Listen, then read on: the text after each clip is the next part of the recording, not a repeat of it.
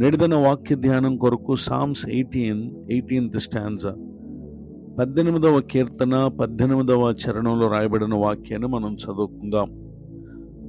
ఆపత్కాలమందు వారు నా మీదికి రాగా యెహోవా నన్ను ఆదుకొనెను. చదవబడిన ఈ వాక్య భాగంలోని దీవెన నా ప్రియులకు మీరందరూ పొందుదురుగాక. వాక్య ధ్యానం కొరకై ప్రార్థన.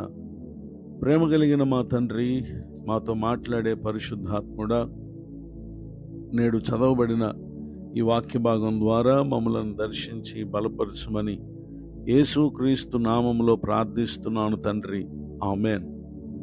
చదవబడిన ఈ వాక్య భాగంలో మన ప్రభు అయిన యేసుక్రీస్తు వారు ఆయన ఆదుకునేటటువంటి దేవుడు అనే విషయాన్ని తెలియచేయటానికి సంతోషిస్తున్నాను. నిజమే, సహజంగా భూమి మీద మనం ఎదుర్కొనే పలు ఇబ్బందుల్లో, శ్రమల్లో, కష్టాల్లో స్నేహితులు, బంధువులు, మిత్రులు, ఇంటివారు పలు రీతులుగా మనకు సహాయం చేసేటటువంటి వారుగా ఉంటారు. అయితే అన్ని పరిస్థితుల్లో అందరి సహాయము మనకు మేలు కలుగు చేయకపోవచ్చు. ఆ పరిస్థితుల్లో మనం చేయవలసినటువంటి పని ఇంకేదైనా ఉందా అని ఎక్కడ వెతికినప్పటికీ కూడా మనల్ని ఆదుకునేవారు కనబడకపోవచ్చు. అయితే మానవులమైన మనలను సృజించినటువంటి దేవుడు ఆయన నిశ్చయముగా మన ఆపత్కాలమందు ఆయన మనలను ఆదుకునేటటువంటి దేవుడిగా ఉన్నారు. ఇదే విషయాన్ని గురించి 2 Samuel chapter 22 verse 19, 2వ సమూయేలు గ్రంథం 22వ అధ్యాయము 19వ వచనంలో రాయబడినటువంటి వాక్య భాగంలో మనం చూస్తాం. ఈ మాటలను దావీదు గారు పలుకుతూ ఉన్నారు. ఏ సందర్భంలో అనంటే 2 Samuel chapter 22 verse 1, 2వ సమూయేలు గ్రంథం 22వ అధ్యాయం 1వ వచనం. యెహోవా తన్ను సౌలు చేతిలో నుండి తన శత్రువులందరి చేతిలో నుండి తప్పించిన దినమున దావీదు ఈ గీత వాక్యములను చెప్పి యెహోవాను స్తోత్రించెను. ఈ మాటలు వింటున్నటువంటి నా ప్రియ సహోదరి సహోదరులు, సౌలు చేతిలో నుండి అనగా ఈ సౌలుకు దావీదు ఎంతో మేలు చేశారు.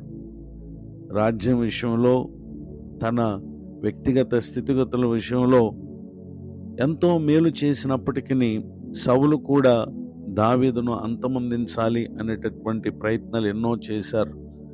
శత్రువులు అనగా తమ దేశస్థులు కాని పరాయి వారు, ఇలా పలు రీతులుగా అతని మీదకి ఆపత్కాలం వచ్చిన ప్రభువారు తనను ఆదుకున్నారు అనేటటువంటి సత్యాన్ని ఇక్కడ సాక్ష్యార్థమై తెలియచేయటను, పలుకుటను మనం గమనించగలం.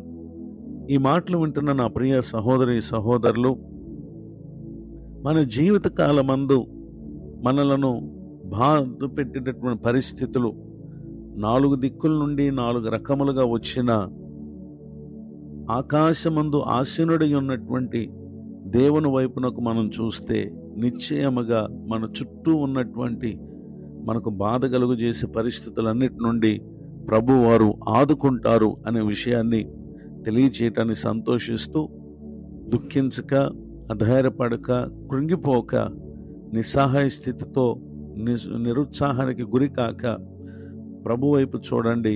నాడు దావీదు గారిని ఆదుకున్న దేవుడు ఈ మాటలు వింటున్నటువంటి ప్రతి ఒక్కరిని కూడా ఆయన ఆదుకొని, ఆదరించి, తప్పించి సమాధాన సంతోషమును అనుగ్రహించినటువంటి దేవుడై ఉన్నారు.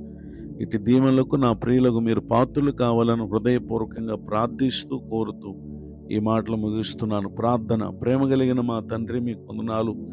నేడు విన్న ఈ మాటల ద్వారా నాడు భక్తులు ఏ విధముగా మీరు అనుగ్రహించినటువంటి సహాయాన్ని పొంది పలు సమస్యల్లో వారు తప్పించబడ్డారు, నేడు మా ప్రియులు ఎవరెవరైతే ఏ విధములుగా శ్రమను, బాధను అనుభవిస్తున్నా నేడు విన్న ఈ మాటల ద్వారా మీరు మాకు కలుగు చేసిన ధైర్యమును బట్టి స్తోత్రం. మీ పరిచర్లో ఎంతో ప్రయాసపడుతున్న సేవకులను దీవించండి. మరి యొక్క నూతన సంవత్సర దయాకిరీటాన్ని దినం పొందిన మా ప్రియులను ఆశీర్వదించండి. ప్రతి ఒక్కరిపై మీ కనుదృష్టి నిలిపి కృపాక్షేమలు కలుగు చేసి కాపాడమని యేసుక్రీస్తు నామములో ప్రార్థిస్తున్నాను తండ్రి, ఆమేన్. తండ్రి, కుమార, పరిశుద్ధాత్మ దేవుడితోడే నడిపించునుగాక, ఆమేన్.